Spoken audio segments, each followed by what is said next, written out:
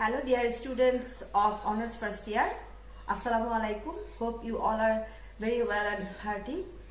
Today I am welcoming you to the online class. It is the first class. It is the first online class for you. Today I am going to take class on poetry. The course title is Introduction to Poetry. And now I will discuss about a poem from volume 2, which has not yet been taught in your class, I think. We have already taught volume 1 in your class, and we had gone through different, approximately 8 or 7 poems. Today I will start a new poem of a famous writer from volume 2. Very famous poem, that is Patriot. Patriot is written by Robert Browning. You have already known that whenever I start teaching anything, any poem, then I of course discuss about the poet. And the Patriot is written, has been written by Robert Browning, who is a very prominent poet of Victorian age. Before starting the poem, I want to tell you something. I want to discuss about Robert Browning, his life and works, his famous works, and his age. That is very important thing. Actually, Robert Browning is a Victorian poet of England. He wrote a good number of poems and plays. Whenever we will discuss about Robert Browning, at first we have to know something, elementary idea about Victorian age. I will discuss about Victorian age, but before that I will tell you something about Robert Browning. Already I have told you that Robert Browning wrote a good number of poems and plays. Indeed, all his poems may be divided into 3 classes. It's a very important thing for you. You have to remind it that you have to remember that all his poems may be divided into 3 classes. Seta ki tomar pure drama, dramatic narratives, and dramatic lyrics, which are commonly known as dramatic monologue. And I want to emphasize on this term. Again, I repeat, the works or poems of Robert Browning may be categorized, may be divided into 3 parts. That is what say pure drama, dramatic in narratives, and dramatic lyrics, which are commonly known as dramatic monologue. And now I want to tell you something about dramatic monologue. What is dramatic monologue? Monologue means whenever a speaker speaks. It is a soliloquy. Whenever on the stage a speaker alone speaks, that is called soliloquy. But monologue means a poetic soliloquy. A poetic soliloquy in which the speaker reveals his thoughts, the inner thoughts, his inner characters. Of course, there is a presence of a listener who doesn't speak but plays a very important play in the development of the poem. So, if there may occur a question in a question paper, what is dramatic monologue? It is very important thing because Robert Browning is called the master of dramatic monologue, and his monologue you have to go through different several monologues in your later stages of your study. Then we want to mention again that the poems or creativity of Robert Browning may be categorized, may be classified into 3 parts. That is one of the most important part is dramatic monologue. And now I want to make it clear to you that what is dramatic monologue. It is a poetic soliloquy where the speaker speaks alone to reveal his inner feelings, the traits of his characters, and his mentality. Of course, there is a presence of a listener who doesn't speak at all, but he plays a very important part in the development of the poem. Earlier, I have told you that I would say something about the Victorian age, because Victorian age is a very important age in your history, in the English history of literature. And Robert Browning is one of the most prominent prominent poet in the Victorian age.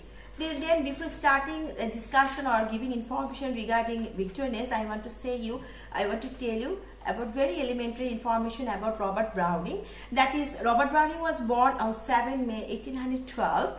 He is a very prominent Victorian poet, and he died on 12 December 1889. And then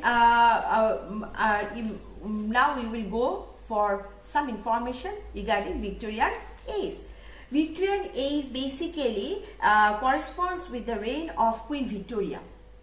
Queen Victoria, the age has been named after the Queen, and that is why the age has been termed as the Victorian age. And the span of this age, the age extends from 1837 to 1901. It's a very important age because in this age, the industrial revolution and different types of revolution, scientific revolution had taken place, and the people of England had gone through a very changing mode. There is a confusion, there is a conflict between the faiths, beliefs of the people of that age. Suppose there was conflict between religious feelings and the scientific spirit. Again, I want to repeat, there is conflict between religious feelings and the scientific spirit, between mysticism and rationalism, and the conflict became so much intense and widespread in this age. And it became the conflict among the people became so much widespread and intense that people became very much perplexing. They didn't understand what to do, what to believe, what should they do. There's so much scientific invention, there's so much new changes in life. Then they didn't understand what should they do, what should they believe. There were opposite sects and sectors of people in respect of faith and conviction. There were people who detached themselves from dogma. Opposite them, there were people who were haunted by the age of faith and hoped to revive primitive orthodoxy and the practices, rites and ceremonies of the past. They were very much attached to that past. They want to revive. They wanted to revive their past conviction, past practices, rites and primitive orthodox. There is another important thing I have to tell about this age, that is the prophetic spirit of the great romantics still survived, but it had passed from the poet to the prose writing, poet to the prose writers, and I think this is a great change in the literary field. You have to remember that this age passed from the poet to the prose writers. When people feel uncertain to their faith, people are very much uncertain. What should they do? What should they believe? Where should they go? They just didn't understand what to do. Then, when people felt uncertain to their faith, they turned to thinkers like Carlyle or Ruskin. And later, for a more limited public, Matthew Arnold. And I have to discuss about Matthew Arnold also, because he is also a very prominent poet of Victorian age. Matthew Arnold as their guides. People turned to Matthew Arnold as their guides because they didn't have any path to follow. They just didn't understand what path should they follow. The poets still held a very high rank and large audience, but they did not, very important thing you have to remark, but they did not exercise an influence on thought and conduct equal to the prose writers mentioned above. So we can mention here that the prose writers had greater hold upon the people. So this is a very limited and brief description of the Victorian age. In our later stage, that is second year and third year, we have to go through Victorian age and different poets of Victorian age also. And whenever you have to mention the very important poets of Victorian age, then you cannot but mention the name of Robert Browning. And The Patriot is one of the most famous, I think, the masterpiece of Robert Browning as a dramatic monologue.